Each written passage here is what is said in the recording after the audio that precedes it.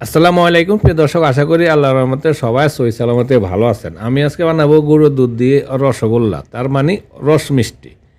যারা মিষ্টি তৈরি করতে চান তারা আমার পুরো ভিডিওটা দেখবেন, তাহলে খুব সহজভাবে পারফেক্টভাবে মিষ্টি তৈরি করতে পারবেন। অনেক সময় মিষ্টি বানাতে গিয়ে রবারের মতন হয়ে যায় বা ভিতরে শক্ত থাকে, ফুলে না, আবার চিপসে যায়। সিদ্ধ করার পরে মিষ্টি আবার ছোটো হয়ে যায়। আশা করি রেসিপিটা পুরো দেখবেন, তাহলে দেখবেন ভিতরে কেমন সুন্দর রসালো এবং স্পঞ্জি হয়েছে। তাহলে আপনারাও পারফেক্টভাবে সহজভাবে রেসিপিটা তৈরি করে নিতে পারেন।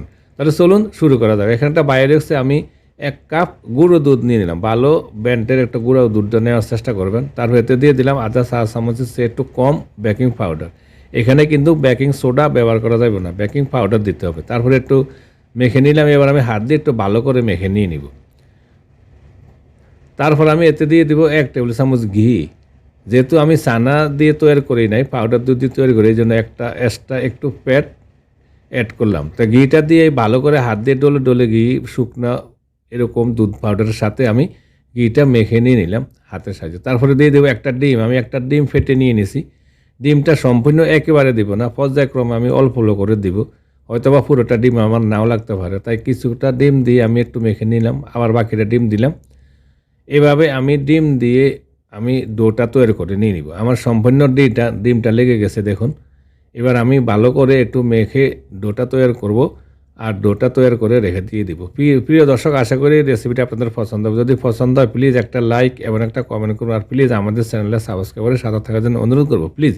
এবার ডো তৈরি করা হয়ে গেছে। এবার আমি একটু ঢাকনা দিয়ে রেখে দেবো প্রায় 5 মিনিটের মতন। ডোটা একটু নরম আছে, একটু শক্ত হওয়ার জন্য। 5 মিনিট পর চলে আসলাম, ডোটা অনেকটা শক্ত হয়ে গেছে দেখুন। এবার কিন্তু বল বানাতে আমার খুব সহজ হবে। এবার আমি বল বানিয়ে নিব। আমি এখানে 8টা বল বানিয়ে নিয়ে নিলাম, একটু বড় সাইজের করে। আপনারা চাইলে এখানে কিন্তু ছোটো সাইজের করে 15 থেকে 20টা বানিয়ে নিতে পারেন, আর একটু ছোটো করলে 10টা বানিয়ে নিতে পারেন। আমি একটু বড় সাইজের করে নিয়ে নিয়েছি, তাই আমার 8টা বল হয়ে গেছে। আমার বলটা তৈরি করা হয়ে গেছে। বলটা ভালোভাবে একটু হাত দিয়ে একটু শেপ করে নিতে হবে, যাতে কোনো ফাটা না থাকে। তারপর আমি চলে যাব চুলায় আমি এখানে একটা সসপ্যানে মেজারমেন্ট কাপের 5 কাপ পানি দিয়ে দিলাম। 5 কাপ পানি দিয়ে 5 কাপ পানির সাথে আমি দিয়ে দেবো 1 কাপ চিনি। যেহেতু আমার রস মিষ্টি, এটা বেশি গাঢ় শিরা করা দরকার নাই, সেটা একটু হালকা করতে হবে। আর এতে দিয়ে দিলাম 3টা এলাচ। এলাচগুলো আমি একটু ফাটিয়ে দিয়ে দিচ্ছি একটু গ্রানের জন্য। তারপর আমি জাল করে বলক আসা পর্যন্ত একটু চিনিগুলা যাতে গলে যায়, ভালো করে বলক আসা পর্যন্ত জাল করে নিব। কিছুক্ষণ পর এইভাবে জাল করতে করতে যখন চিনিগুলো ভালো করে গলে যাবে, গলে যাওয়ার পরে দেখবেন বলক এসে গেছে। বলক আসার পরে আমি মিষ্টিগুলো দিয়ে দেবো। দেখুন বলক আসা শুরু করছে, নিচে থেকে ছোটো ছোটো কিন্তু বাবল ছুটা শুরু করছে।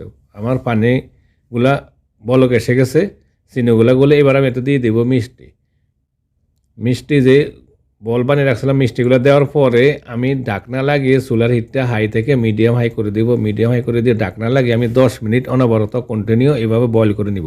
কোনো রকমের ঢাকনাটা উঠানো যাবে না, আর মনে করেন যে চুলাটা কমানো যাবে না। যখন কিছুক্ষণ পরে এভাবে বলক আস্তে আস্তে দেখবেন উপরে ফেনাটা চলে এসেছে, ঢাকনার উপরে পড়ে যাওয়ার সম্ভাবনা থাকে, তখন হাত দিয়ে একটু আলগা করে, সামান্য একটু আলগা করে ঢাকনাটা নিতে হবে, যাতে করে উপরের যে ফেনাটা নিচে চলে যায়। কিছুক্ষণ এভাবে সামান্য একটু আলগে দিলে ফেনাটা নিচে চলে যাবে। ফেনার ভিতরে যাতে মিষ্টির বলগুলো থাকে, এইভাবে সিদ্ধ হয়ে থাকে, তাহলে পারফেক্টভাবে মিষ্টিগুলো ফুলবে, কোনো রকমভাবে চিপসে যাবে না বা রবারের মতন শক্ত হয়ে যাবে না। কিছুক্ষণ পর এভাবে একটু আলগিয়ে দিতে হবে। আর আমি ভিডিওটা কন্টিনিউ করলাম আপনাদের দেখানোর সুবিধার্থে। দেখুন আমি কিছুক্ষণ পর কিন্তু এইভাবে ঢাকনাটা উঠিয়ে ফেনাটা নিচে নামিয়ে দিয়েছি। এইভাবে আমি 10 মিনিট বরাবর সিদ্ধ করে নিয়ে নিছি। 10 মিনিট পর চুলাটা বন্ধ করে দিলাম।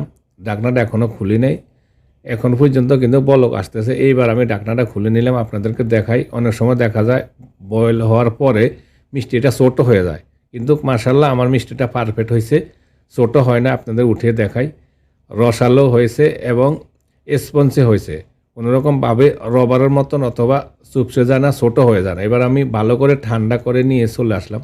ঠান্ডা হওয়ার পরও আমার মিষ্টির শেপগুলো কিন্তু বড়ই আছে, দেখুন কোনো রকম ছোটো হয় না।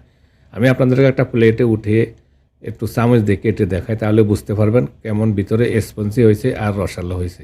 দেখুন খুবই স্পঞ্জি, নরম এবং রসালো হয়েছে। আশা করি রেসিপিটা আপনাদের ভালো লাগবে। যদি ভালো লাগে প্লিজ আমাদের চ্যানেলে সাবস্ক্রাইব করে সাথে থাকার জন্য অনুরোধ করবো। প্লিজ সবাই ভালো থাকুন, সুস্থ থাকুন। আবার দেখা হবে ইনশাল্লাহ অন্য কোনো সময় অন্য কোনো রেসিপিতে। থাকতে ভালো থাকুন। আল্লাহ হাফিজ।